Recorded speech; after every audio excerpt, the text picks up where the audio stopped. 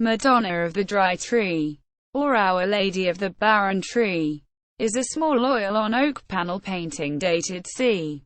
1462-5 by the early Netherlandish painter Petrus Christus. Unusually innovative and dramatic for the time.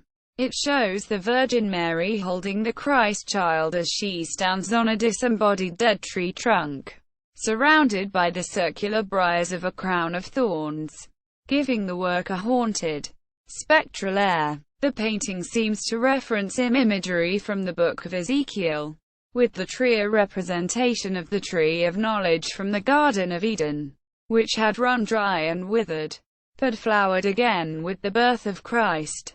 The golden letters hanging from the branches of the tree probably represent the first letters of the Angelic Salutation, the Ave Maria. The Lord is presented as holding an orb, and crowned with the cross. The iconography is drawn from the Confraternity of Our Lady of the Dry Tree, of Bruges, of which both Christus and his wife, Gaudicine, were members. The Franciscan chapel of the Minorites that they worshipped was destroyed during the wave of iconoclasm that swept through northern Europe in the 1570s.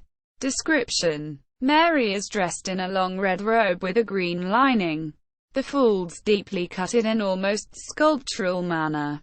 Her robe closely resembles that of the Madonna in Christus's Exeter Madonna of c.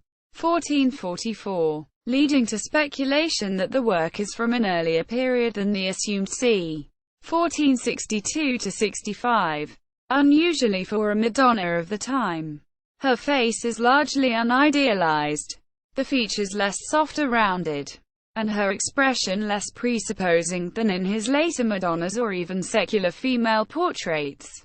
The representation of Christ seems derived from Rogier van der Weyden, especially in the playfulness and amiability of Christ's facial expression. Although given that Christus might not have had access to the older master's work, the influence may be second-hand. Through the panels of Hans Memling, the panel is highly illusionistic, perhaps on par with the older painters' Duran Madonna. Christus employs trompe-l'oeil techniques in a number of passages, creating a three-dimensional effect that adds to the strangeness and disembodied atmosphere. These can be most notably seen in the Virgin's hand as it lies below the child's toes, in the orb held in his hands, and in the golden letters hanging from the tree briars. X-radiograph reveals little preparatory underdrawing outside of a series of ruled lines used to situate elements within the overall design. Marion Ainsworth notes that this is typical of Christus's smaller panels, some which, including this work, could be considered miniatures, and compares it to the techniques used with contemporary illuminated manuscripts. Iconography. Art historian Gret Ring identified the iconography of the work as belonging to the Bruges Confraternity of Our Lady of the Dry Tree, of which Christus was a member, also known as the Confraternity of Our Lady of the Snow. The confraternity attracted members of the upper echelon of Burgundian society. Philip the Good's wife Isabella of Portugal was a member, as were most of the leading Burgundian nobles, the leading upper-class families and the leading foreign traders of Bruges. Christus joined, for the same reason Gerard David would some years later, to attract wealthy patrons.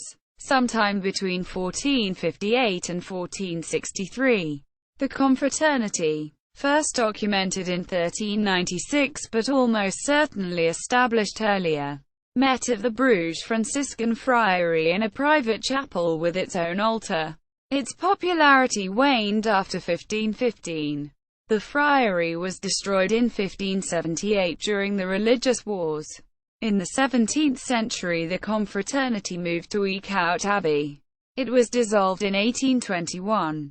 According to its history, written in the 17th century, Philip the Good established the confraternity when he won a battle against the French after praying to an image of the Virgin he saw on a dry tree. However, the confraternity was already in existence when Philip was born. Yet the story holds a germ of truth. because trees with images of the Virgin were commonly venerated. According to Hugo van der Velden, the tradition of suspending a Marian image from a tree originated as early as the 5th century, and represented a blending of pagan and Christian worship. The trees with their venerated images were common, and would have been recognized as landscape markers. Other similar trees and images were Our Lady of the Oak and Our Lady of the Cherry. According to van der Velden, the iconography is unusual. Ainsworth writes, it is unprecedented in Netherlandish painting.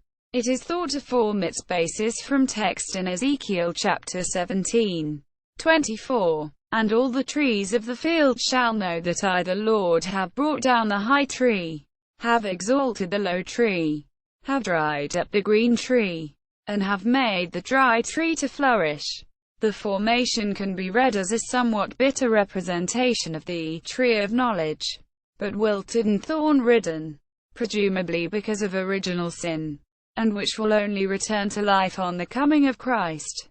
The 15-letter A.S. hanging from the tree are generally seen as abbreviations for Avenue or Ave Maria. Their number may be an allusion to the 150 Hail Marys recited in then contemporary versions of the Rosary. Although this form of devotion did not become popular until 1475, some 10 years after Christus's panel, two other interpretations for the A.S. have been put forth. One is that they symbolize arbor or arbor, as other similar devotional works show the trees in an arbor.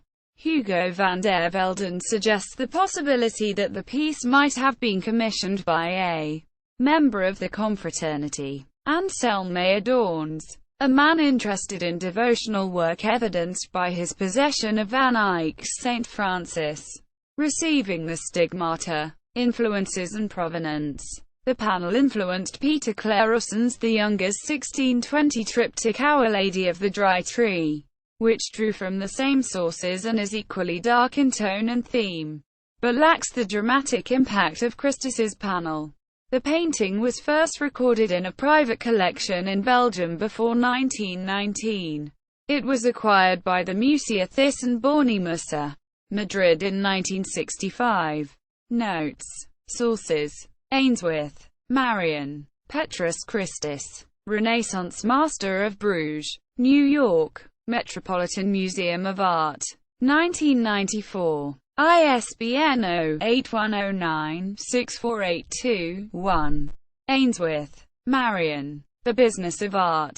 Patrons, Clients and Art Markets. Marian Ainsworth, al. eds. From Van Eyck to Bruegel. Early Netherlandish Painting in the Metropolitan Museum of Art. New York, Metropolitan Museum of Art, 1998. ISBN 0-87099-871-4. Van der Velden, Hugo. Petrus Christus's Our Lady of the Dry Tree. Journal of the Warburg and Courtauld Institutes. Volume 60. 1997.